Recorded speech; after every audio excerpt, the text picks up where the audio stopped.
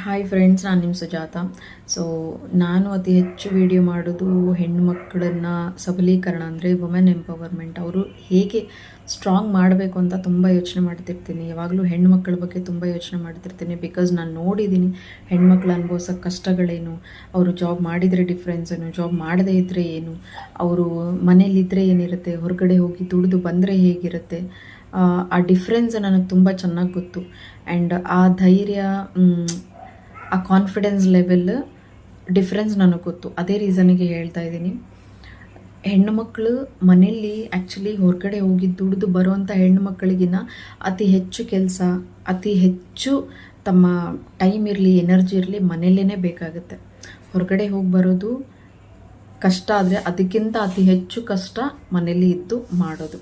ಒಬ್ಬೊಬ್ಬರಿಗೆ ಒಂದೊಂದು ಅವಶ್ಯಕತೆ ಇರುತ್ತೆ, ಆ ಅವಶ್ಯಕತೆನೆಲ್ಲ ಪೂರೈಸಬೇಕಾಗುತ್ತೆ. ಪ್ರತಿಯೊಂದನ್ನು ಸಣ್ಣ ಪುಟ್ಟದಿಂದ ಹಿಡಿದು ದೊಡ್ಡದ್ರವರೆಗೂ ಒಂದು ಹೆಣ್ಮಗಳು ನಿಭಾಯಿಸ್ಕೊಂಡು ಹೋಗ್ಬೇಕಂದ್ರೆ ಅದು ಸುಲಭದಲ್ಲ.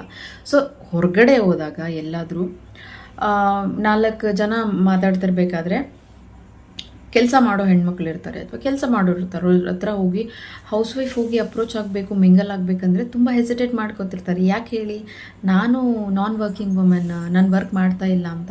ಆ ಹೆಸಿಟೇಷನ್ ಅವಶ್ಯಕತೆ ಇಲ್ಲ. ನೀವು ನಿಮ್ಮ ಪೂರ್ತಿ ಜೀವನನೇ ಮುಡಿಪಾಗಿ ಇಡ್ತಾ ಇದ್ದೀರಾ ನಿಮ್ಮ ಫ್ಯಾಮಿಲಿಗೋಸ್ಕರ. ಅದು ಹೆಸಿಟೇಷನ್ ಅವಶ್ಯಕತೆನೇ ಇಲ್ಲ. ಯು ಆರ್ ನಾಟ್ ವರ್ಕಿಂಗ್ ಅಂತಂದರೆ ಏನದು, ನಾಟ್ ವರ್ಕಿಂಗ್ ಅಂತ ಅನ್ನೋದು ಪದನೇ ಇಲ್ಲ. ಐ ಆಮ್ ಮೋರ್ ವರ್ಕಿಂಗ್ ಅಂತ ಹೇಳ್ಬೇಕು ನೀವು. ಐ ಆಮ್ ನಾಟ್ ವರ್ಕಿಂಗ್ ಅಲ್ಲ, I am working more than you. ಯಾಕಂದರೆ ಸಂಡೇಸ್ ಹಾಲಿಡೇ ಬರುತ್ತೆ, ಗೌರ್ಮೆಂಟ್ ಹಾಲಿಡೇ ಬರುತ್ತೆ, ಕ್ಯಾಶುವಲ್ ಲೀವ್ ಇರುತ್ತೆ, ಸಿಕ್ ಲೀವ್ ಇರುತ್ತೆ, ಡೆಲಿವರಿ ಇದ್ರೆ ಲೀವ್ ಇರುತ್ತೆ. ನಿಮ್ಗೆ ಯಾವ ಲೀವ್ ಇರುತ್ತೆ? ಡೆಲಿವರಿ ಆದರೆ 3 ತಿಂಗಳಲ್ಲಿ ಬಂದು ಮಾಡ್ತೀರಾ, 5 ತಿಂಗಳಲ್ಲಿ ಮತ್ತೆ ವಾಪಸ್ ಬಂದು ಮಾಡಬೇಕು. ಅವರಿಗೆಲ್ಲ ಡೆಲಿವರಿದು 7 ತಿಂಗಳವರೆಗೂ ಕೊಡ್ತಾರೆ. 6 ತಿಂಗಳು ಅವ್ರಿಗೆ ಬೇಕಂದರೆ. ಗೌರ್ಮೆಂಟ್ ಎಂಪ್ಲಾಯ್ ಆದರೆ ಮುಗೀತು, ಸಿಕ್ಕಾಪಟ್ಟೆ ಕೊಡ್ತಾರೆ. ನಿಮ್ಗೆ ಯಾವ ಲೀವ್ ಇರುತ್ತೆ? ಅಂದಮೇಲೆ ಅವ್ರು ಗ್ರೇಟಾ, ನೀವು ಗ್ರೇಟಾ?